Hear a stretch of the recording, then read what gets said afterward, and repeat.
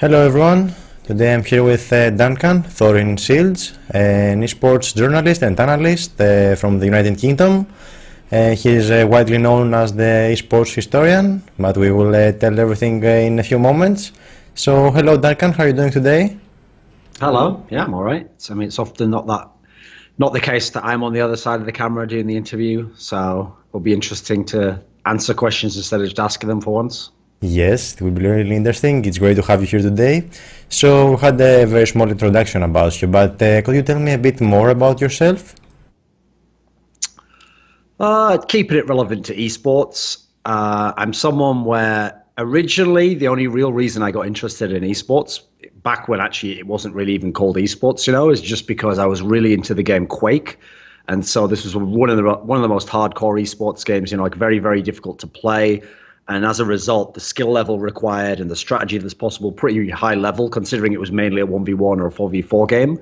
And so it was initially, I just thought I was into Quake, actually. I mean, at the time, there were other esports games out. StarCraft came out, and then you had Unreal Tournament, which is obviously like a vaguely similar game to Quake. And the funny thing is, initially, I remember playing some of those games and being like, yeah, I'm not really into this. Like, it's just got to be Quake for me, I'm pretty sure. And even when Counter-Strike came out, I tried it, and I thought, this is too watered down. And so the funny thing is, I would have never expected really that I would stick around in like esports if I'd known what it would become, because I thought I was just into Quake. But what I learned from getting into other esports games, and one of the ways I was able to go in even into games that I had no initial interest in, like League of Legends, for example, and now maybe Overwatch, is I was able to kind of find the commonality behind all these different games, where it's not just the specifics of the game, but like how the scene works and what competition is like. And then within each game, you kind of find the specialties of what that game's particularly good at and something unique about it. So I think, interestingly enough, my journey through esports has kind of been like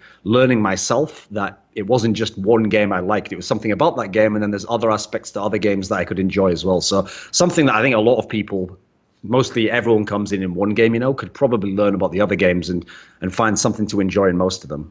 I see, so you pretty much started your career as a player, like most actually.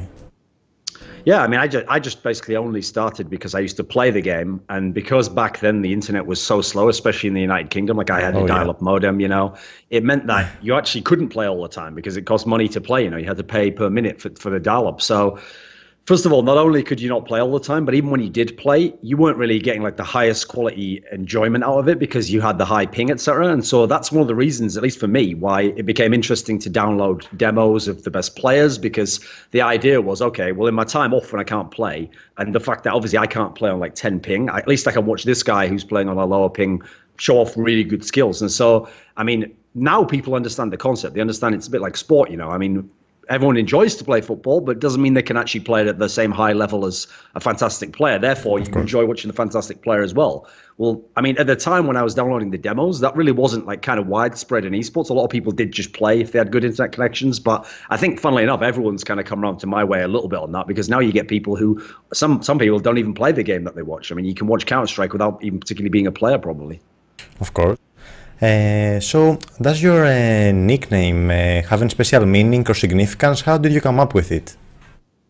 Yeah, I mean, I wasn't any special thought I put into it. In fact, it wasn't even something that I personally chose as like, right, this is going to be my alias. I'm going to keep it for a while. What used to happen was, a long time ago when I used to play Quake games, especially like LAN games with friends of mine where we would all bring the PCs together and hook them up, everyone used to just use different names every time, and sometimes like you'd just leave a name on and you'd forgotten about before. And so I had like a bunch of different random nicknames basically, and this was just one that I remembered as an interesting name because of the book The Hobbit, which I'd read when I was a kid. And so, funnily enough, I just happened to have it on during one game, and then I guess the next time I logged onto the PC, I just went straight into the game again. I didn't think about like changing the name or anything. And then what happens is, after you've even played, even just with your friends a little bit, people then start to just call you by that name. And so you don't think to yourself, obviously at the time, like, okay, is this going to be my set name? You just go with it. You're like, yeah, whatever. Like that's what they refer to me as. And so the funny thing about it is, there's actually some really weird kind of synchronicities or ties that have happened because of this name that I never thought of myself in any way, and just they almost seem implausible how coincidental they are, but they're actually purely coincidence. So for example, one thing I never thought of consciously, at least, is that actually the full name of the character Thorin in the Hobbit is Thorin Oakenshield. And actually, my surname is Shields, but that was never in my mind when I just put that name on that time. Like, I actually never even thought of that. In fact, I think when I put the name on, I didn't even remember that part of it. I think it's only when I went back and read it years later that I was like, oh, that's kind of a weird coincidence. So funnily enough, a lot of people who know the book think that that's why I chose the name. They think I thought, well, my surname's like Shields, and so I purposely picked Thorin to be like tie into that, but I never did. And another funny thing, obviously, is that for most of my career, because I was an esports journalist, you don't earn a lot of money doing this, and you never think you're going to have a chance to earn good money doing it. But obviously, in the last let's say the last year and a half, I had that period of time where obviously events picked up and you could make more money doing this and there was a lot more opportunity. And then famously, I got this sponsorship with Alpha Draft, the fantasy betting company. And the interesting thing was they were paying like quite a good amount of money. And so I made as part of my persona this joke aspect, the idea that like, I'd sold out and I only do everything for the money now. And it was all about the Skrilla. And so again, what I wasn't thinking about when I did that in any way is that the actual like timeline of what happens to the character Thorin is that he takes over that mountain again. And he basically becomes like obsessed with gold. And that like drives him into a state of madness. And so I wasn't even thinking of any of this, but the coincidences are actually a bit uncanny when you think about it's played out. Bear in mind, some of that stuff took like 15 years to really play out, I see, that's quite a coincidence. And how did the triple O come up? How did what? How did the triple O came up? Oh, right. Yeah. Well, that's actually very simple, which is that, so in the early days of the internet, especially when you think of, okay, so the original websites we used to go to, because there was no Reddit, there was no YouTube, there was no Twitter. I mean, there was IRC, but whenever you were on something like IRC or a website and you're signing up for a new account, back then, in the early days, I could literally just sign up for the account Thorin with the name Savolta10 and it would be available because, there weren't that many people in the scene. So I was definitely going to get it. And obviously, I'd be one of the first people on a new site anyway. But then as the scene got bigger, I think it was maybe like 2004, 2003, around this sort of era, I started to notice that like just the name Thorin would always be gone. And the problem in that scenario is you don't want the name to be like Thorin. I mean, famously, if you're like on AOL message, you don't want it to be like Thorin 1278 or something. That sounds really lame, right? Like you're even almost advertising like there's more than 1,000 people thought of this name before me. It makes you seem really lame. And so the funny thing is, because a friend of mine who was a pro gamer, for some reason with my name Duncan, because he used to pretend I was from Scotland, even though I'm not. I'm actually from the north of England. He used to try and pronounce Duncan in like a Scottish way, like Duncan, as though like it was like this. So as though it was like I had 3 U's in the middle. Yeah. So what I did is I just thought, right, I'll actually make Thorin like that. So it's still Thorin, like you can still pronounce it Thorin, but I'll put 3 O's in, and therefore no one will have thought of that on any of these websites. Like I'll get the name on every website, on AOL, on all these news emails. No one will have this name. And I was right, no one did. Problem with that is that does work, but now with so many years on, now people, I don't know if they're doing it to fuck with me, actually have started to take Thorin with 3 O's as well. So luckily, I don't need it as much now. Like I've got my Twitter already, I've got the YouTube already. I'm never going off those names, so no one can steal it from me. But that was the only reason to do it. So it's kind of a bizarre story, but the whole point is I didn't want it to be like something extra. So it's still just Thorin, really. I see. I can only imagine nicknames being taken. It's such a big frustration. So you told us a bit of how it all started, but when was the time that you knew that you wanted to do esports? Yeah, well, the interesting thing was it's never a decision I actually had to make. And so what basically happened is a long time ago, we're like going all the way back to 2001 now, so we're going back 15 years. I basically had a summer where, I was in college, and during the summer in college, you don't have any work to do. I mean, you have no assignments, the year's ended, you've done your exams, you're waiting for the next year to start. And so in one of the last real times when you get that, I had like the whole summer off, to do anything I wanted to do. And so at the time, I used to read all the esports, because I was one of the first like real nerds about esports stuff. Like I wanted to read every interview with the Quake players and watch every demo and like know every detail. And so what was really frustrating was like the site I used to mainly read back then was a site called Excess Reality. It's now called ES Reality. It's a famous Quake site. And there's a couple of American sites as well. And the problem was, because they were all run by community members, mainly just people doing it for free. I mean, it wasn't a job. So there's no demand on them that they had to do, X amount of interviews per month or Y amount of like articles. So the problem was most people just would do an interview like, every 2 months, or maybe they'd do like a short interview with a player and they'd ask him about an event, but then they wouldn't ask more things about his career or something else. And so it felt quite frustrating because you thought to yourself, like, I want to read this stuff, but no one's making it, And so I just thought to myself, because at the time, esports was very small. Like, for example, if you went on IRC, Internet Relay Chat, the program you could talk to all these people, you could literally go and find any pro player. Like, you could go and find the Fatality, whoever, the best player in the world, and you could message them. Now, it's true, even back then, you know, because anyone could find them, maybe like 100 people would message the most popular guy. But in theory, some of them, especially some of the smaller ones, you know, like maybe the best UK player or something, if I message that guy, even though he won't know who I am, maybe, good chance he'll probably respond, you know, and be like, oh, hello, what is it? And so what I did was, I thought, right, well, if I can just message these people. At the time, in the year before the summer, I'd learned the basics of HTML. And at the time, websites were very simple. So actually, I thought I could make like a very simple website, you know, and you can even get them hosted for free on the internet. So I decided I'm going to make a free website. And what I'll do is I'll just try and do a couple of interviews, actually. Like the question I have for this player, I'll do a little interview and I'll ask him that question. And I'll ask this guy another question. And the interviews were very simple, you know, but it was just a couple of things I wanted to know. And so I went and I did a few of these interviews. And basically, in the process of doing that, someone who actually had a website heard that I was doing all these interviews. And so he basically contacted me and was like, he's a Russian guy. And he said like, oh, would you like to work for my website? And I was like, nah, don't worry about it, mate. Like, I'm just going to do a few interviews and put them on my website, you know, just like one I'm going to make. And plus, I had no plans to do this long term. But he said, oh, no, I mean, I've got a Russian website, but I want to make like an English language version of it. And he said, what I'll do is I've got the site already. You just post the news there. And then if you do any like unique content, like an interview, I will have someone translate it onto my Russian site. And I said, okay. I mean, I guess that saves me having to make the site. And actually, I didn't even know this at the time, but he actually already had it planned to be like a job one day, because he was like, oh, and actually, you know, after a few months, I'll pay you something. So it wasn't much. It was like $75 a month or something, you know. Yeah. But at the time, this was like, oh, this is pretty cool. Like, I'm already into doing these interviews, and then if I can make $75 a month, like, that's pretty nice. Like, why not just think of this as like a part-time job? And so I started doing more interviews and articles. And at the beginning, I mean, I was never someone who did any writing classes or anything, so I wasn't very good at writing. And so mainly I stuck with trying to get good at text interviews, because obviously there's no Skype, etc. There was no video interviews at the time. Yeah. So it was mainly getting good at text interviews and then learning like the basics of how do you write a news post, or if you write an article, how do you like not just say an idea, but try and make it interesting or have something unique about it. And so it kind of reminds me, since people always ask where I began, or people who are trying to get into the industry always say like, oh, how do I make it a job? Like, how do I know that it's for me or whatever? I think it's kind of like becoming a pro player, because a lot of people really want to be pro players, right? And that's their dream, that's their desire in their heart. But at the moment, they're not very good at playing the game. And so their problem is they think to themselves, right, to change this story, to become a pro player, I should just quit everything. I should quit school. I should quit my job. I should get whatever money I have, and I should just go all in. And they think going all in somehow will like have some like crazy alchemical effect on their mind and their dreams, and it'll make them just get so much better, because all they'll be doing is doing that. But in reality, 99.9999% of pro players who ever existed never did that. What they all did was they played the game like we all do, for fun. And quite quickly, most of them became pretty good at the game.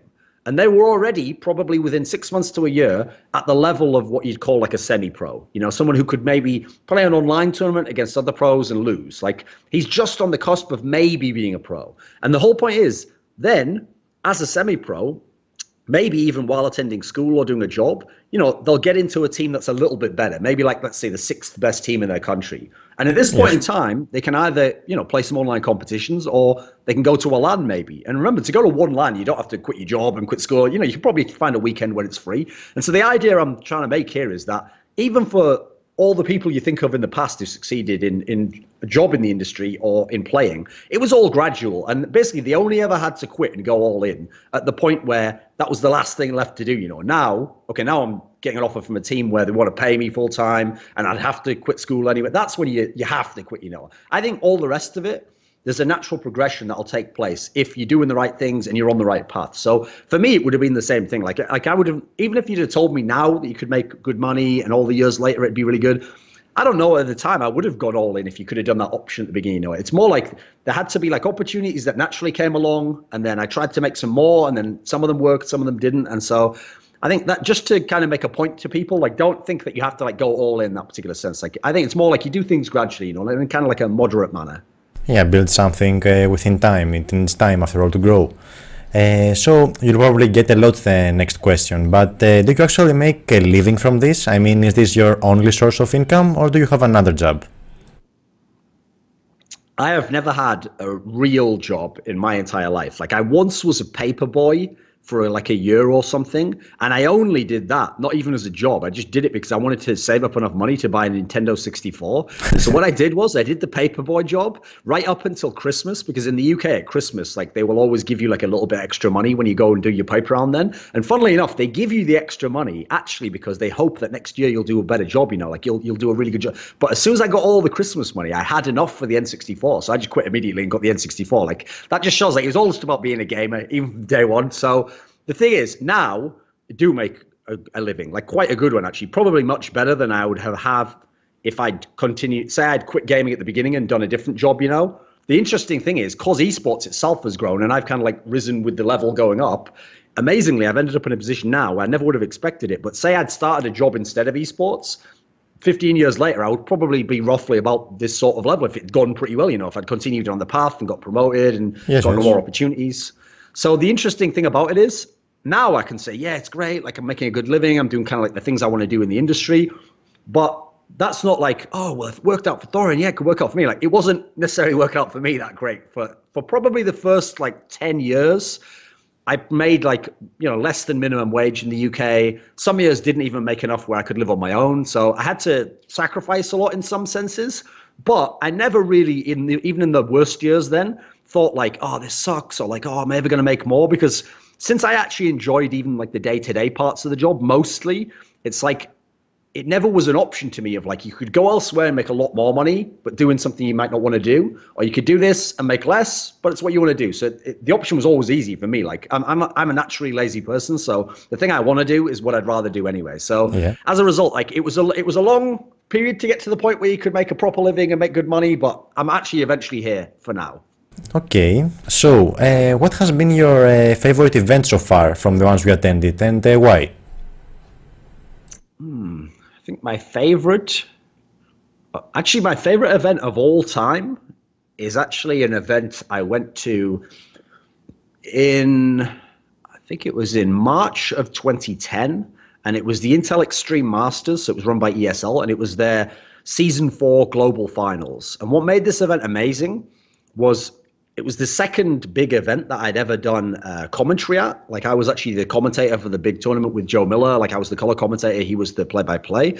And so it was a thrill to do that. Like I'd just been a journalist before this, and I'd always thought in the back of my mind, like, if I ever got a chance to do commentary, I'd kill half these guys. Like I know more than them. I think I'd be way better than them. So I've always been a very confident person in that sense. And so when I was doing it, it was going quite well actually. Like initially, I thought it was coming across pretty well, and I was giving a different perspective to most people. So it was satisfying to kind of like try what I thought would work and have some success with it. But then also, even better, this was the first tournament where Natus Vincer, Navi with Mark Love and all those guys, this was the first tournament where they became like truly the best team in the world. And they actually beat Fnatic in the final. They won their first major, and they would go on to win 4 majors in a row. It's the first of 4. So this was kind of like an amazing moment, because at that point in history, no Ukrainian team had ever been truly like relevant as a contender. Like the best they'd ever done was once they'd had a bronze in the 2007 World Cyber Games, and that was basically a fluke. Like, they got lucky against some opponents, had like a weird admin decision that got them past the match, had a very weird bracket, but that was considered a fluke. So the idea that this team from Ukraine could actually win the major, win the world championship, was like mind-blowing. And you knew in this moment, you didn't know how, but like we're seeing something new here. This isn't like when the Swedish teams win like you expect, or a North American team finally gets it together. And so the Counter-Strike tournament in itself was epic. But also, at this point in time, I mean, remember, my original game was Quake. Well, what was beautiful was Quake Live is basically just Quake 3. It's like altered a little bit, but it's like the same basic game, and it's got many of the same maps. And at this tournament, they had a Quake tournament as well. They had Quake Live. And in the final of the Quake Live tournament was the first time we saw a big match meeting between Cooler, who, in my opinion, is like the best Quake player of all time. I think this guy's absolutely amazing. And he kind of like created the mastermind style of playing in Quake 3, at least. And then you had him meeting against Rafa, who at that point in time had won all the tournaments he'd played early in Quake Live, and was basically a guy where he'd sort of taken some of the style of Cooler and then morphed it into his own variant of it. And so you were wondering like who's going to win in this particular matchup, and the final that they had there was probably the best esports match of any game or any era I've ever seen. And the funny thing about it is it actually was only 4 maps. Like it was a best of 5. And so even though people think stereotypically, oh, well, the best of 5, would definitely be like all 5 maps. No, well, what's amazing is it was only 4 maps, but every single map literally could have been won by either player. And in the end, Rafa won it 3-1, but Skula certainly could have won it 3-1. Either player could have won 3-0. It could have gone 5 maps. It was really probably the best match I've ever seen because they were so evenly matched. And it was like one of those perfect games where as one person tries something new, the other adapts to it, and then that forces the other person to switch. And so it was almost like I would describe it as like, in a movie when people are doing sword fighting, and it's actually really lame when they do this in movies because, they obviously don't do it like a real sword fight. They just, this person's like matching and then he matches that, and you're like, well, that would never happen in real life. I would just like stab forwards and you kill me or I kill you, right? But that's what it was like. They were constantly matching each other, and so it was just so amazing. And what's funny is because I was doing the Counter-Strike commentary, I was actually backstage behind the big stage area waiting for the Counter-Strike game to start because it's going to start after the Quake final. So I love Quake anyway. I followed it my whole life. So I'm watching it on this little monitor in the background, and it was the most exciting game ever. And I was so pumped up, so elated after that game. Now, what's funny is because at the time I was still a journalist on the side as well as doing this commentary.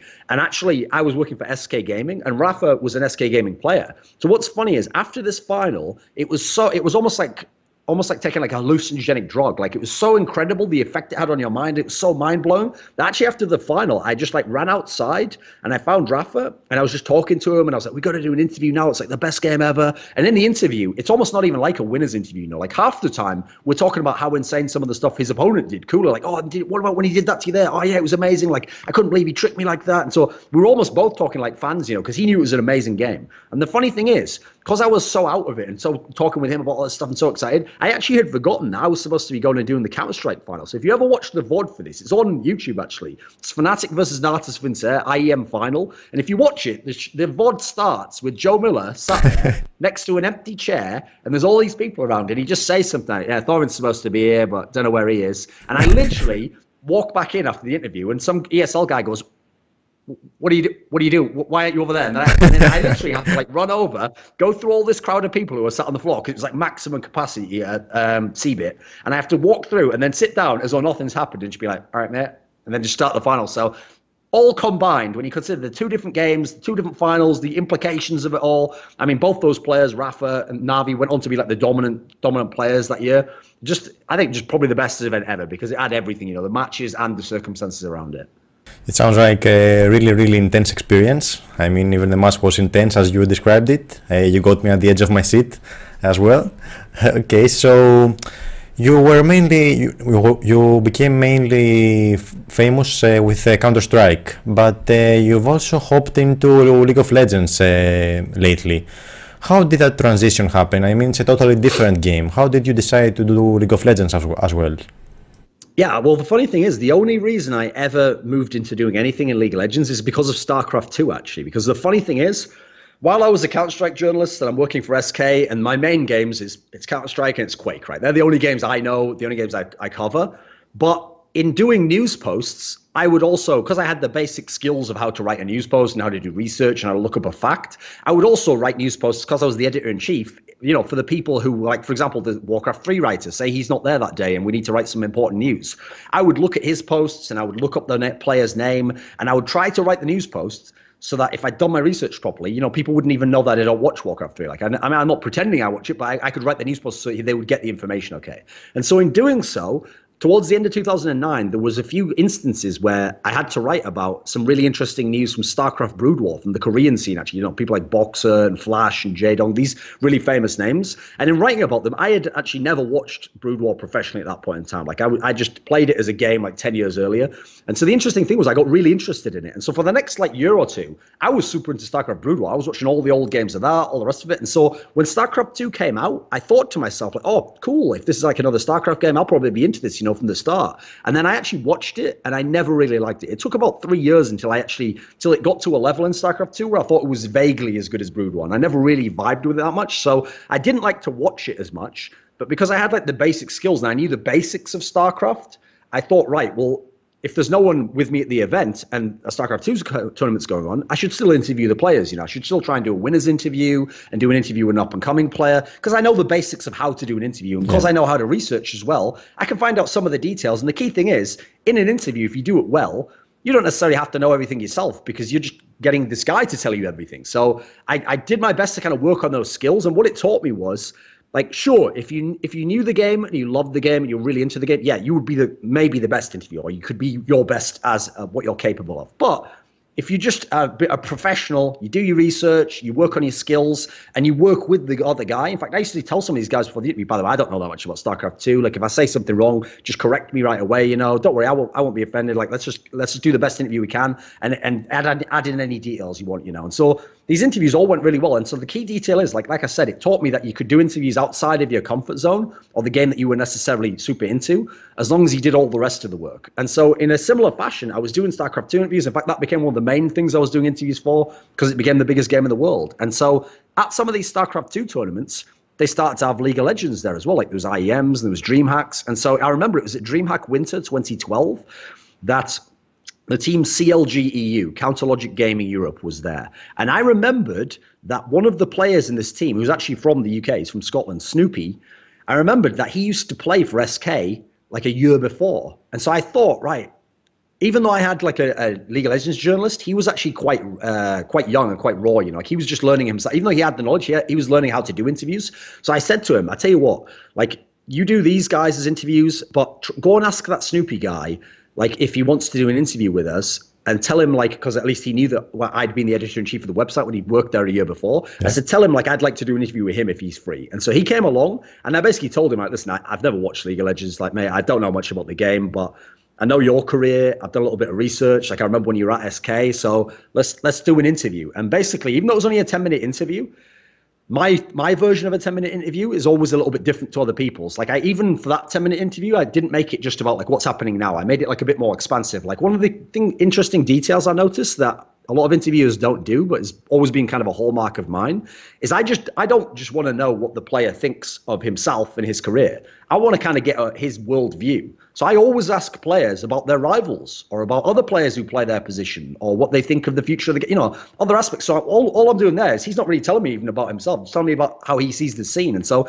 in this interview, that's what I was doing. It was like a 10-minute long interview or something. I'm asking him, like, what do you think of Diamond Prox, who was like his rival jungler for Moscow 5?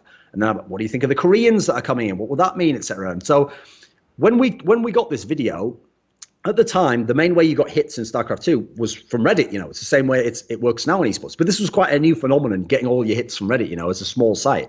And so I remember when someone posted this video to Reddit for League of Legends, I didn't know it at the time, but even back then, the League of Legends subreddit was huge compared to StarCraft 2. It had maybe 3 or 4 times more people. And this interview got really high up. It was like on the front page, and everyone was saying, like, oh, who is this guy? Like, where is this journalist come from? Like, what is this interview all about? And so I didn't think to myself in that moment, like, oh, I'm going to move into League of Legends. But what I thought was, if I go to another event and there's some League of Legends players there, I'll try the same thing. Like, for another player, I won't know their career as much because they won't work for SK, but I'll do some basic research and I'll try and ask them some questions. And so one of the things I did in the early days when I was just starting to watch League of Legends, I was not in any way an expert, is I would just do way more research than anyone else. So for example, say I was going to interview someone like, some of the good examples would be like Chowster, a guy from CLG, who's a very, very intelligent guy. The whole thing is, to make the interview interesting, because I can't ask him something really nuanced about the metagame or how he uses a certain pick, I'm going to have to find my own ways of making it interesting. So what I would do was, I would do really exhaustive research. So one thing I would do is I would watch every interview that had ever been done with the person. And I would take notes of things where it's like, they could have asked him this follow-up question. Maybe that would have been interesting. Or what did he mean by that phrase? Like, he said this and he thinks that we understand what he means, but that's kind of confusing, actually. What does he mean by, like, the Koreans are going to play this way or they're not as good in that sense? And so I would make all these notes, and I would research their career and who they had played and who they hadn't played. And then as I did each interview, it's like each interviewee was almost teaching me the game, because as they give me their answers, I could say to another guy, oh, it's interesting because actually Hotshot GD tells me he thinks that this player is the best Korean top laner. And then by doing this, I built like a spider web network of people I knew, and then the information I had. And then eventually, sure, one day, I mean, it probably took me a while in League of Legends. It's a very different game from Counter-Strike and StarCraft. Like, it has even to this day, I don't think I naturally fit the game as much as some of the other games. But eventually I got to the point where, yeah, I could just do an interview without having to do all the research for every single one. I had the basic questions and stuff. So, yeah, the interesting thing was StarCraft 2 taught me you could do interviews in games that you weren't really, like, an expert about. And League of Legends taught me that you can kind of make up for your deficiencies in one area by being even better in another area. And so I have to say, one key factor is if it hadn't been possible to get really good hits in League of Legends, I probably would have just done it as a side thing, like do the winner of an event or a side. But because it was getting so many hits, and I was noticing this kind of like process was working of how to learn to do the research, then I thought to myself, why don't I just try doing more and more League of Legends interviews? So, for example, I went to events where I only did League of Legends interviews, and that's why I started the Grilled series, because again, I wasn't just going to do a post-match interview. I was going to try and do like a career interview. So I started to do my Grilled interviews, and all of them were getting really high up on Reddit. So I was like, okay, we'll see how far this goes. And I didn't know I would keep doing League of Legends beyond that. I mean, obviously, I do it to this day to some degree, but it was like a different door had opened at that point. I see. That's what professionalism is, after all, about it. Because, I mean, you have to be able to adapt, to make your research, as you said, and make in-depth interviews, explore new limits.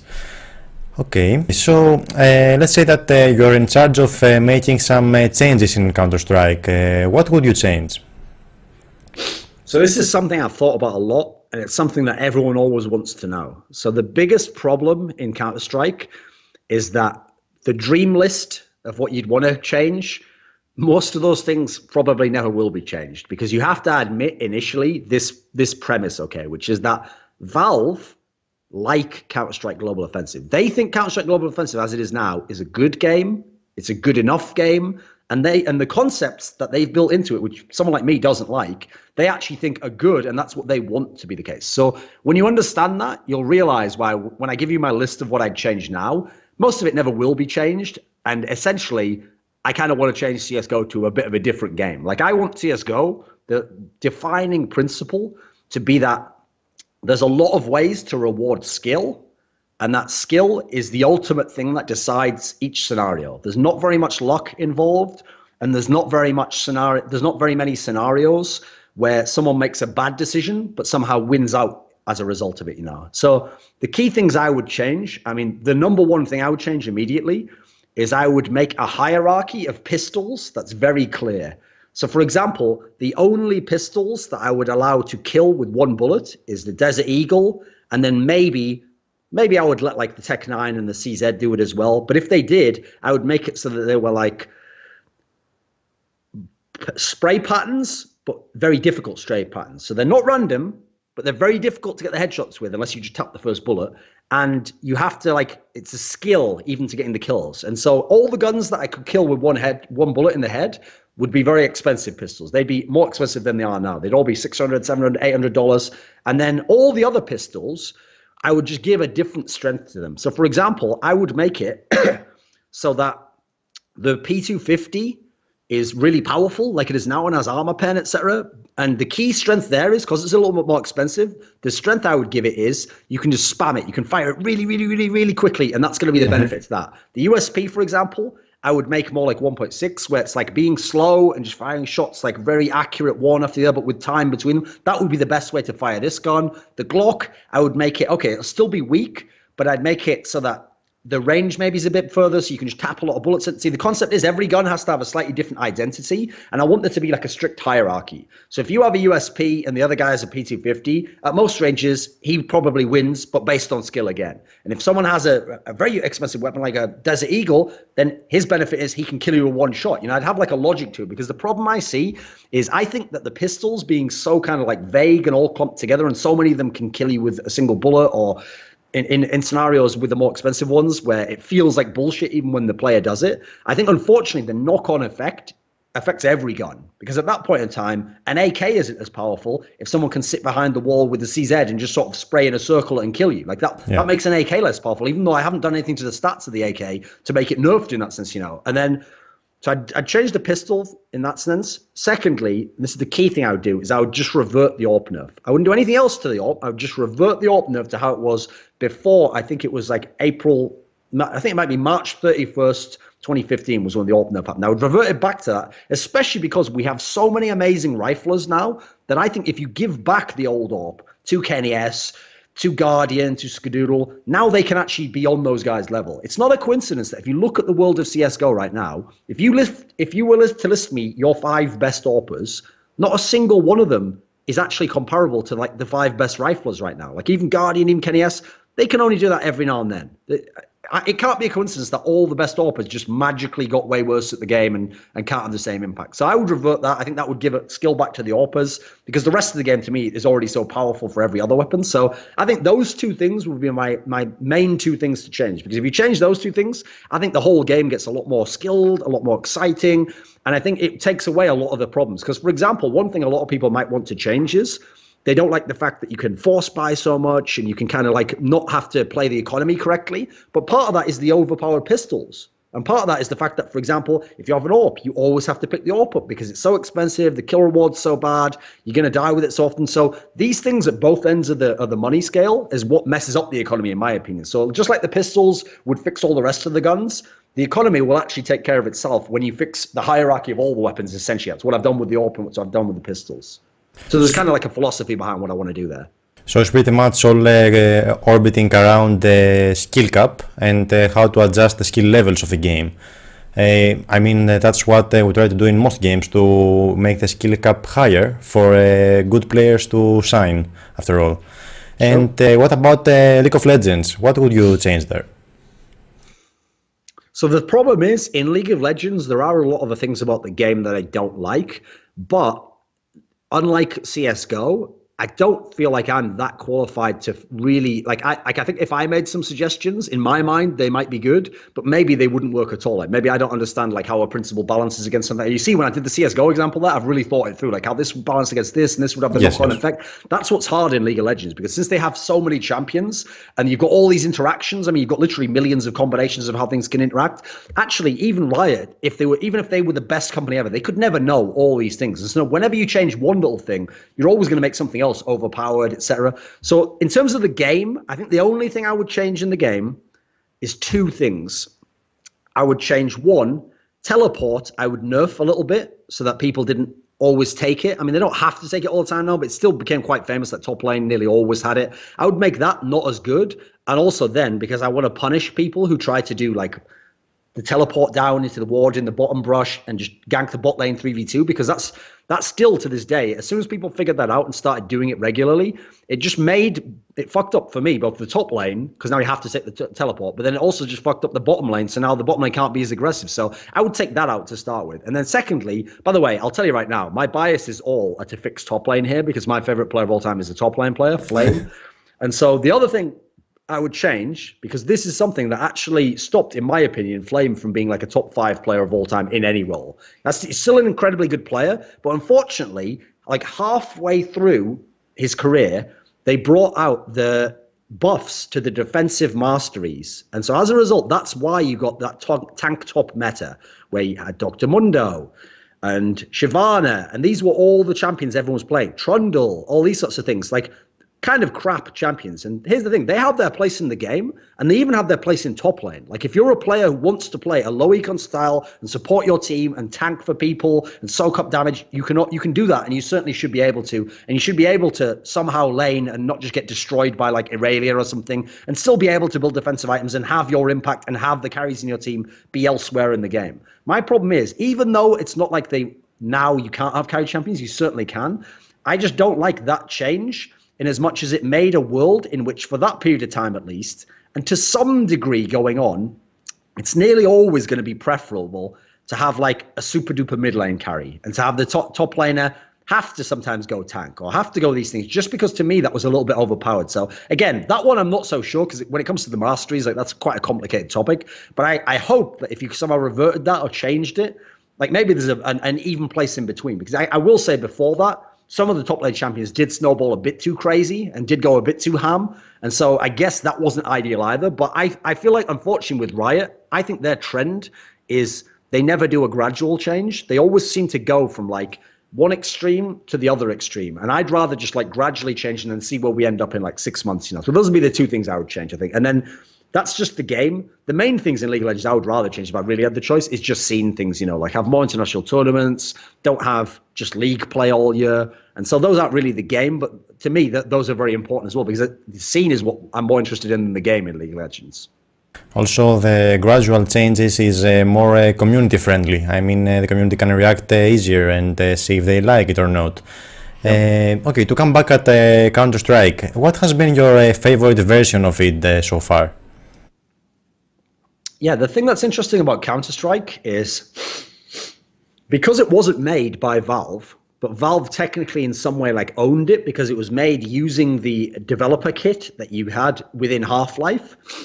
They technically had like either ownership or they could like make the guy sell it to them or some weird scenario like that. So as a result, they kind of just became the stewards of the game. They took it over and they were like, right, it's gotten big. We're going to take it over. Come and join Valve. And the guy who made it, Gooseman, joined Valve. And so he started working on Counter-Strike 2 and other projects. And basically, for about something like 9 years, it never had a meaningful update. Like the updates were just graphical, or they were moving it to Steam, or they were very simple things. They weren't really updates that were like gameplay balancing or anything. So the interesting thing about Counter-Strike is the majority of version changes were within the first something like 20 months of the game being alive. Because when it was in the beta phase, which I think was about like something like 17 months or something, in that phase, what happened was almost every month it changed version, went like 5.5 and as it went up each version, things would drastically change, like a crosshair came off the AWP, and then now you didn't have a scope on the Colt Carbine, for example, like all these different changes that were really drastic. And so the biggest problem is because we only played some of those versions for a month, when a lot of people, like even old school guys like BDS, who definitely played these versions competitively, tell me like, oh yeah, the best version was like beta 5.5. I'm like, yeah, but dude, we did only play it for a month and we didn't really play it at any LANs and we didn't play it like, like for example, like the best player in the world now didn't play that and show us what it was possible to do. So I get what he means. He means like, I wish I'd played that more. That's what he really means. So the version I would pick is one that we did play for a decent amount of time and we got to see a bunch of LANs in it and it was very good. It was a very balanced version, okay, which is Counter-Strike 1.3. Because this was before they introduced that slowdown where when you jump and you land, you're slowed down for a second or two. With this version, if you jump and you land, nothing happens. You can just jump again. You can run again. So as a result, you can move and dodge a lot better. And you're much quicker in the game in that sense. They also, at the time, changed the spray a little bit so that before, it's not like spraying was easy. It's just kind of like how I like it. It's like to do it very, very well is very difficult, but it's possible if you were that amazing. What they did instead is they added like a little bit of more inaccuracy, a bit more randomness to it, so that in theory, you couldn't really control the whole way of the spray, no matter who you were. You had to have a little bit of luck and you had to like really guess early on the correct pattern. And so those two things, the jumping and the spraying, unfortunately made the game a little bit less individually focused. So now a single individual player couldn't just win the game every time. Like it sounds ridiculous because it was always a 5v5 game. But if like Heaton or Potty or K-Sharp or Element or Executor, if these guys actually went crazy in those versions of the game, they could actually just win the whole game themselves. Like it was almost certain, It was the equivalent of like if Michael Jordan scores 50 points, they'd probably almost certainly win the basketball game, Instead, the game now, because it had been like altered away from being able to do that, was more like you have to have the better team to win. So even though the concept within Counter-Strike is better, unfortunately, I think that would be the way the game would have gone eventually anyway. It wouldn't have just been individual stars. So I want to have both at the same time, basically. So the key thing is, sure, some of the beta versions were very like arcade feel, very quick, very fast-paced, very powerful weapons, kind of like Quake. The problem is, I like that. But again, if I want that sort of hardcore game, I think I just play Quake, It's a better game anyway. So for me, Counter-Strike 1.3 was a good balance of like what Counter-Strike is and what it can be, but with a lot of skill still, and most of the good things that came afterwards as well. Like most of the things I did after that weren't benefits in my opinion. They were just like cosmetic details or actually things I don't like. Like for example, making the AWP worse so you can't just fire it immediately. You have to rescope in and the spray is slightly worse. So I think I would pick Counter-Strike 1.3, and I know a lot of people from that era, Heaton, etc. If you ever ask them, they also like fondly remember this version and kind of wish we'd had it a few more years. Even though 1.3 wasn't the most famous of the Counter-Strike versions, I think 1.6 was the most famous. But sure, but that's like I say though, because for the last 9 years there was no update. We just had 1.6 for the last 9 years. And so the weird thing is as well, they didn't change the number after that. Even if they updated it, it stayed. The number was 1.6. Was before that, it went 1.3, 1.5. It went up in numbers. So yeah, you're right. We even call the game 1.6 now. Even if we talk about a version before. I see. Okay, let's say you're in charge of putting together 2 dream teams, one for League of Legends and one for Counter-Strike. Make your picks. Okay. And I'm just trying to make the best team of all time here, yes, it's a dream team. Yeah. Any player, any team, make a dream team. Okay, I'm doing it for League of Legends and what? CSGO? Yes. Okay. Right, we'll do the League of Legends one first. So for this one, I'm not going to try and make a team that would really exist, and be balanced and have people who can communicate. I'm just going to pick the players that are some of the best of all time, and I just think they're really awesome to watch. So I'd love to just see this team play because I don't even know what it could do. Maybe it could do nothing. Maybe it could do everything. So I would start off with the mid lane because in the history of League of Legends, I think the game is a little bit biased to mid lane. Every truly great mid laner has way more longevity than almost every other position and always can be strong and always has champions that can take over the whole game. So you got to start with the mid lane. And as a result, it's the most obvious pick of all, which is I would just pick Faker because I think he's not just the best mid laner. I think he's just the best player in the history of League of Legends. And so to me, he's some really unusual outlier prodigy. See, I think you've got to start with Faker, and it just so happens as well. Interestingly enough, he's also probably the most exciting player to watch of all time as well. The number of outplays he can do. So I think on all levels, you've got to have Faker to start with in the mid lane. And then I'll fill out the traditional carry roles, top and AD now before I go to the others. So for AD carry, I would actually still, even now, and the guy's been retired for more than 2 years, I would pick the Chinese AD carry Wei Zhao because you can tell when someone is a true all-time great master of the game because what they can do is they can figure out things or they can be more well-rounded and more polished before everyone else. So the crazy thing is, overall the history of League of Legends, sure, there are other amazing AD carries that have come along, Name, Uzi, Deft, Imp. These guys at different points in their career were absolutely incredible, were just the best player. But the difference is, Wei Zhao really looked like what a complete AD carry in 2016 has to be like, but in 2012. And he was doing it against everyone else, even when, for example, the team didn't play around the AD carry the same way. And so I think in many ways, when you have an all-time great player like that, but who's incredibly polished and well-rounded, what's funny is they're so good at the game, I actually think they kind of skew everyone's mind as to how you even play that position. So I think a lot they of are ahead of their time. Yeah, well, that's the thing. They're ahead of their time and they affect the future. Everyone else looks at them and they're like, oh, that's how you play the game. So I think if Wei Zhao doesn't come along, I think bottom lane, maybe now it would be played like it is today, but maybe it would take longer or maybe we wouldn't go the same route. And so for me, one of the most complete, well-rounded players of all time, can carry the game, very self-sufficient, can seemingly play with anyone. Yeah, just an amazing player. And so I'd definitely pick him, very clutch as well. For the top lane, I mean, I've already referenced before, my favorite player of all time, I still think he's the best top lane of all time, is Flame. And I think the problem is, sure, people like Smeb, these sorts of guys, they might now have better careers. They might now have more championships and more worlds placings. That's true.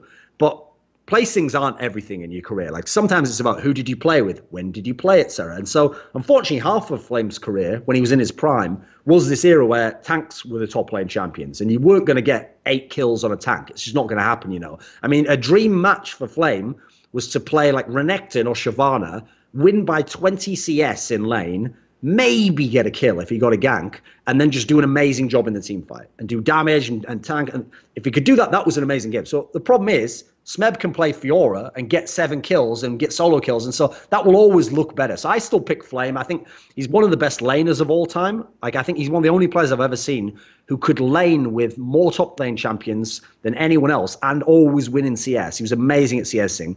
Very, very good in team fights of knowing what he can do and what he can't do. And so he always looks like he's doing well in that sense.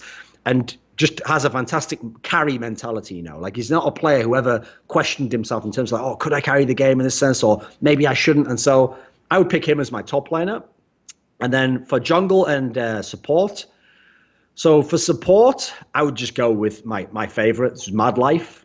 Because, I mean, again, if you want to talk about exciting players, it's still one of the best supports ever, but just in terms of excitement, I aside from Faker, I still think Madlife might be one of the like top 2 or 3 playmakers of all time. Like just makes amazing plays. You never know where it's going to come from. When it happens, you almost can't believe that this is happening. You know, how has someone done this? And then not only have they gone for a crazy play that you sort of realize as they're doing it what could happen, but then they succeed as well. Like they land a hook or they land this ability or they find someone blind in a bunch of fog of war. Like when you do that, that's like not only you're one of the best players, but you're one of the most exciting. And then finally, for the jungle position, I would pick the Korean player Dandy, the guy who played for Samsung White and Ozone. Because the thing about this guy that was so interesting was, if he'd really wanted to, if he'd been on a bad team, he could have played like Cacao and he could have just ganked everywhere and he could have gotten the kill on himself and he could have carried the game and everyone would just say, you're just like the best player in the world. Forget best jungler, you're just the best player in the world. But because he played for so much of his career with all this amazing talent around him, his style of the game was he would take over the game in terms of ganks and counter ganks and he would get amazing vision, but it's like he would just get his lanes ahead and he would just protect his lanes. And as a result, it felt like if he was on his game, it almost didn't matter what the rest of the team did. They were just going to win the game, and it felt impossible to play against him. So I think if you put him with Flame and Faker and the bot lane I'm going to make, like I don't think in this scenario, sure, there's a lot of stars here, and I haven't put many supportive players, but yeah. I think Dandy would be the supportive aspect that would make it all work. So that would be my ultimate League of Legends team. Right, CSGO. So for CSGO, it's interesting because we've had so many tournaments compared to League of Legends that when you pick someone in CSGO as an all-time great player, it's like you can be absolutely certain that guy was one of the best of all time. Unfortunately, in League of Legends, sometimes if a guy played like 2 years, you know, maybe he only had like 1 championship or a couple of finals. So when I pick CSGO, this one's a lot easier, I think, because I would start off and I would pick Get Right, because he was the first really amazing player in Counter-Strike Global Offensive. He's one of the best clutch round players of all time. Something not a lot of people know is he has an amazing work ethic. Like he's a guy who... He's not a guy who has to think to himself, right, I need to do some work now to get better and to be the best player. It's like he doesn't even need to think that. He just does it. And to him, everyday life is to practice and it's to be very, very good at the game. So he's one of the only people I've ever met who, no matter how much money he got and no matter how many tournaments he won, he always had this mentality of like, my day-to-day job is I try to keep getting good at the game Counter-Strike. So even though he's not that good now, at his best, he could just take over a whole game. And he was absolutely amazing. And so that has to be my first pick there. And then the interesting thing about the Counter-Strike choices is in this one, I can even make a team that I think works together because the best players of all time in Counter-Strike would fit together very interestingly. So I would then pick Shox. Now, this is another player who's an all-time great player, but the key detail about Shox that's very unique is somehow in every single year of Counter-Strike, he's either gotten to be one of the best players or just outright the best player for a certain period of time. He's the only player who's ever done this. And remember, the game's been out like 4 years, basically. So to do that just shows that you are kind of a prodigy, you know, you've got a special talent. And here's the thing, Shox doesn't have Get Right's work ethic. He's not the guy that thinks that. He's the guy that thinks, okay, I've won a few tournaments now. I'll take a bit of time off. Like, you know, this next match now, I think we'll probably beat him. So I won't put in a lot of research. Like, he's the guy where he's kind of like a bit of a slacker, but because he's so fantastic at the game, he pulls it off with like a kind of a cavalier charm. And no one can really get mad at him because he's just so exceptional in the game that you just kind of think, well, you do whatever you need to do, mate, to make that happen. So I'll pick Shox, also a good clutch round player, but a fantastic mid-round player. So if I have Get Right to win my clutch at the end of the game, and I have Shox, I think we're going to win so many kind of like 2vx, 1vx. That's like a great basis for my team. Yeah. I'll then pick Kenny S as my AWPer, because I think when he was at his best, admittedly it was before the AWP nerf, so not now, he was just like, not just the best AWPer, he was the best player, I think. Like, he could just, every game, he would find a way to win rounds, to impact the game. And it's like the entire opposite team was just spending every second of the round while he's alive, thinking, where is Kenny S? What is he going to do now? When's he going to fight? And so it's like, he even helped his teammates in that sense. Like, he was getting all the kills. So you look at him and you go, oh, he's carrying the whole game. You have to realize he's helping his teammates in as much as no one's even thinking about them. No one's thinking about where Apex is going at that point in time or when they're going to do this and that and the other, because they have to keep track of Kenny S in that scenario. He's so amazing. So one of the best AWPers of all time. And then I think I would actually pick, who else should I have on this team? Because the thing is, I don't want to make this one like people who I don't think yet have fully earned like the all-time great status. You know, so I can't put like Simple in there yet because, you know, he's quite young in his career. So I would probably pick Olofmeister, because one of the key things about Olofmeister is not only was he one of the best players ever, but when he was at his prime, he switched his playing style quite a lot in Fnatic, actually. And he became like a guy who initiates the contact. He creates the play out of his own decisions and where he goes on the map, and then the rest of the team plays around him. So that's what would be great with him is I've already got like an AWPer who's going to hold angles, and I've got Shocks who's going to play the mid game, and I've got Get Right who's going to win the clutches late and lurk. So if I have the Olafmeister, I have not only an amazing player as well, but I have a guy who's on the aggressive end of things, who's going to make the plays, and then all the guys can react to the plays. And then as my last player, I'm gonna go with the old school method. Like I'm not gonna have a coach who's gonna tell everyone. I'm gonna have an in-game leader. And so for the in-game leader, it needs to be someone who's really good tactically, but they've got to also fit the style of the team they're in. So in this particular type of team, I would actually put in Pronax, because I think Pronax, the good thing about him is he isn't like the super rigid guy. Like my favorite in-game leader is Existence actually, but I think actually for Existence, you can't give him all the star players. If you give him star players at a position, it wouldn't be very good with his system. So I think the good thing about Pronax is he can manage star players because he gives them a bit of room to do what they want to do and be brilliant, but then he just kind of like fills in the gaps between the star players. Like, okay, now after that, rotate over here, and then I'll go here. He kind of just like, he puts in like the punctuation to the sentence. And as a result, it's just that little bit extra, and it'll be very nuanced. But with a team like this, I think it'd be incredible and probably win a lot of tournaments. I see. I would love to see both of these teams compete, actually. It would be more than interesting to see them competing. I believe they would pretty much win everything, after all. Okay. Okay. All right. So, what are your esports goals for this year? Maybe the first months of the upcoming year.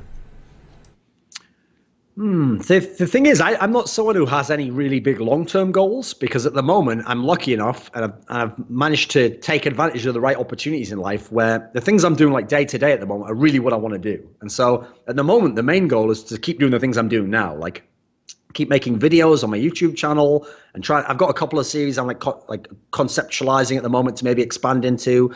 I want to see if I can balance, I'm not sure if I can yet, like still doing League of Legends talk shows and stuff like that, but with the Overwatch stuff, because me and Monte Cristo are moving into Overwatch a little bit now. So I'm going to test that waters out. Like, I don't know yet if I'll do much in it, but maybe I can balance these two as well as CSGO.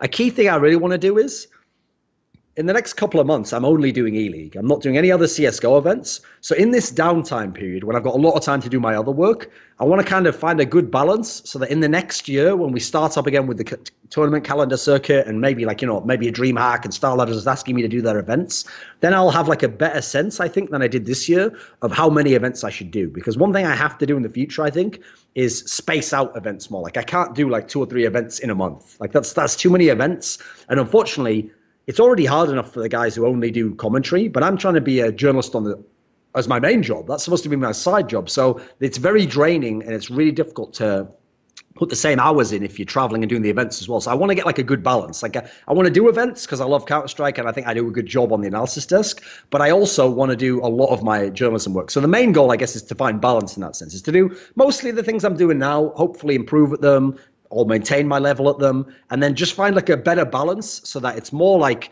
I can still enjoy most of these things. Like I'm kind of lucky and I can do a bunch of different things, but I don't want to wear myself out with like too much exhaustion, too much travel, because sometimes I like bit off a bit more than I could chew in that sense. Like I agreed to too many events, or I did too much work in a short span of time, and so even though it was fun to do the work, what didn't feel so satisfying is you felt a bit wrecked afterwards. A middle solution is always the best to balance your work and your rest and your personal work as well. Okay, so do you have any advice or thoughts you'd like to share with your fans or other aspiring journalists, analysts that want to be like you? We said already that you have to build something gradually and you don't have to go all in, but something more. Sure. Yeah, well, I mean, the first thing I would say is the only way that I would think it would even make sense to try and be like me is in as much as I do what makes sense for me. And I try to do the things that I'm interested in. And also the whole time figure out who am I? Like what actually am I interested in? And keep checking that. And then keep figuring out, is there something else? Like, is there an area where I'm not good at this thing yet. I could move into this area. So it'd be hard, but I'd grow if I did that, I would say that's the thing to do. So don't think to yourself like, oh, I would like to do what you do or do this thing here. More like try and do the same philosophy but for yourself. Figure out what do you want to do, or what should be the next thing for you, or if this is where you want to be in a year, what will be the steps that could even get you close to that or give you a chance to get there? Don't just think like, how do I go from here to there? It won't happen, I have to figure out what's the little step that can get me to the very next stage. I mean, there's a famous concept that you can solve almost every problem except maybe like, you know, how to resolve quantum physics and relativity. Or, you know, it's a super big problem. You probably can't solve it like this. But for most life problems, you can solve them because they're so big by just breaking them down into tiny little blocks. And the key detail that in my own life I've really pioneered as my philosophy is the notion that the blocks should be small enough that they are the size of one day.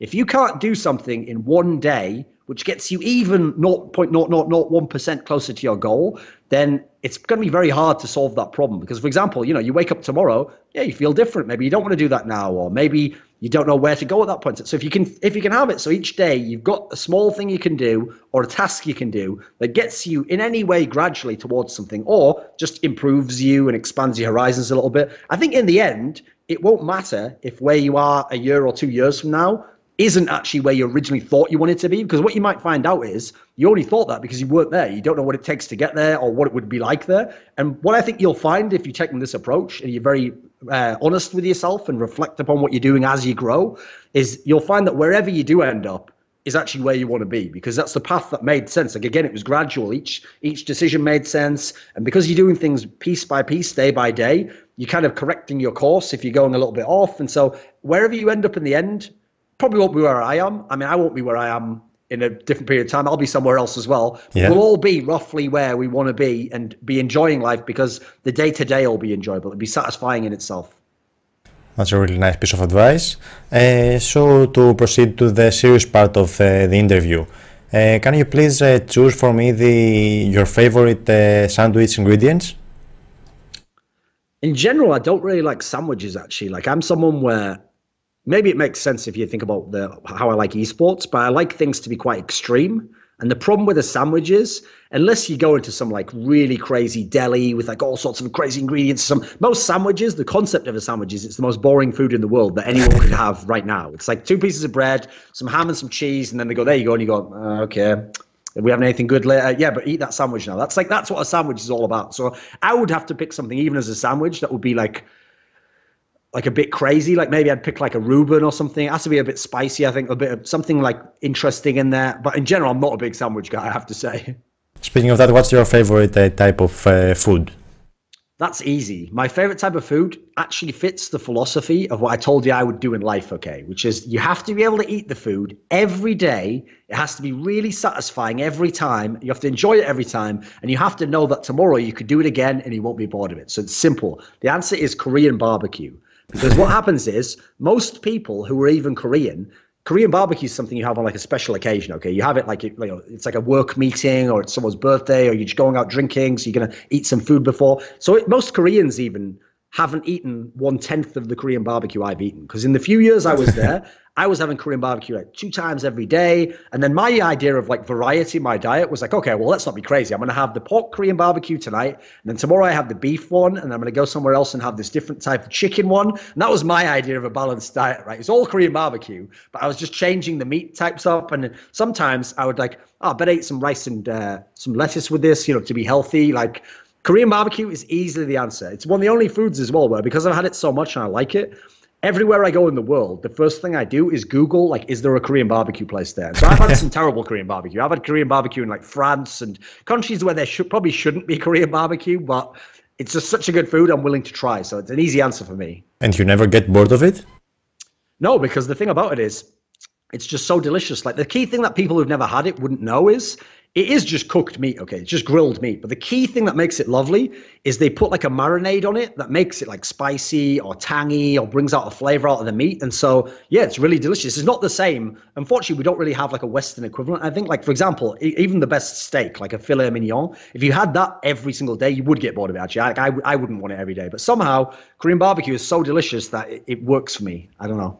Awesome. I haven't tried it yet, but it sounds really delicious. I would love to. Okay, so let's say you have a day to spend with any personality in the world. Who would it be? Either a singer, whatever, a band, whatever, actor, actress? Yeah, I mean, I definitely wouldn't choose like actor, actress, band or anything, because the problem with those scenarios is those are people where the only thing I know I enjoy about them, I already get from them. So I'm only running the risk of them annoying me. Like some amazing singer, he might just be really annoying, actually. He might like want only a specific type of water, and maybe like he just is so obsessed with himself or something. I don't know, but because for example, one of my favorite things is Morrissey, and actually he's pretty much like that. Like I don't think I'd get a word in edgeways. He just wanted talking about himself all the time. So I wouldn't pick an actor or a singer or whatever. What I think I would do is I would pick someone where there's someone I like the way they think. And therefore, if I spent time with them and had a conversation, now I can, it's kind of like my esports career starting. I can ask them the questions I want to ask that no one's asked them in the interview yet. So person I would probably pick, my biggest problem is because history is mainly, there's more history in the past than right now. It means that most of the people that are really interesting are all dead. So most of the people that are alive right now aren't as good. And unfortunately, even some of the people I was really interested in that were alive in my lifetime are also all dead. I don't know why that coincidence is the case. So, for example, I've really always found the way that Christopher Hitchens, the journalist, thinks really interesting. But unfortunately, he died like in 2011 or something. So I'm gonna have to pick someone who is alive right now who I think would be interesting. So I've got someone I would pick actually. And it's a very niche person that not many people are gonna know. And it's a man called Lionel Snell. And he even has a YouTube channel. It's just incredibly small. And even though his videos are all interesting, they have like 100 views, even though he's a guy where in his niche area, which is actually chaos magic, he's actually like a pioneering guy. He's done his brilliant things, but it's such a niche area that, again, the videos have 100 views. So his name is Lionel Snell, and his writing name, he had a different name he wrote under, was Ramsey Dukes. And the thing about this guy was, he's like a very typical British guy, you know, he's like a bit reserved and he's very polite, and he looks like just someone's like uncle, you know, like some old uncle who's like, oh yeah, he probably works at university or something. But the way he thinks is very revolutionary, very radical. Like he can look at a thing, a problem or a situation that we've all looked at, and he'll always find some little way to tweak it a bit, like to turn like 10 degrees to the left, or to invert it and make you think, oh, but what if you were on the other side and you were doing this? And so the way he thinks, I think, is just really interesting. So all I would do with this guy, he would hate this, by the way. He wouldn't enjoy this meeting whatsoever, because what I would do is I wouldn't be like, oh, how you doing? Yeah, oh, I love you and all that. I would just be asking him I'd be grilling him. It'd be like a straight on interview. I'd be like, well, what about this? What do you think about this guy? Well, think about that. Yeah, but you said this before. And it'd be like the most ridiculous one of my one-on-one interviews. I'd love it, but he'd probably hate it. That's very interesting. I do hope you meet him someday. Okay, so let's say you are a castaway in a remote, isolated island. You have to choose one personality, either from the League of Legends or the Counter-Strike scene, to help you survive. Who would it be and why? Okay, to help me survive. Yeah,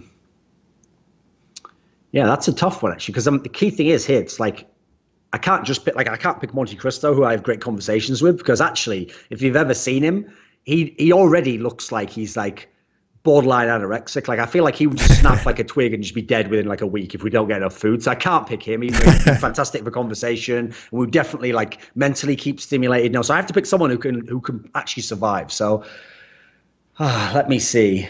I think I would have to pick someone. They've got to be someone very resourceful, I think. There's got to be someone who can like make the most of our environment and very intelligent and can come on. I think I would probably actually pick Afromu, the CLG support player, because here's the thing. He seems like a guy who can be like a leader, but without like telling you he's the leader. He makes you think that you just want to do what he wants to do. And he kind of like brings you along with him. Like, yeah, come on guys, let's do this. And so as a result, he'd be really good company. He wouldn't be bossing me around, but he also seems very resourceful. Like, I mean, if you've seen the player who's their mid laner, that just shows that Afromu knows how to get the most out of anyone. Like I look at Hui and I go, that guy's terrible, get him out of the team. But Afromu somehow knows, we can work with this guy. We can get here's what you can do that would help us. And so I think he'd be very resourceful. And also, he seems like a pretty chill, laid-back guy. So I think he also wouldn't be annoying. Whereas I have to say, a lot of League of Legends pros, we wouldn't survive just because one of us would be dead. Probably not me, because they're so annoying, most of them. So that's why Afromu seems like a chilled guy. And so if anything, maybe he'd have to kill me. So I'd enjoy the time I was alive with him. Awesome. Okay, so I think we can wrap it up. Do you have any final shout-outs? Shout out to you for doing the interview. Shout out to me for the answers. And for Christo. Okay. Thank you very much for having this interview with me. It was more than an honor to have you here today. You can all follow Thorin on Twitter at Thorin. I have it written right here, O, as we said earlier. Thank you very much once again. Thank you everyone for watching. I hope you enjoyed this interview. Till the next one. Thank you very much. Bye.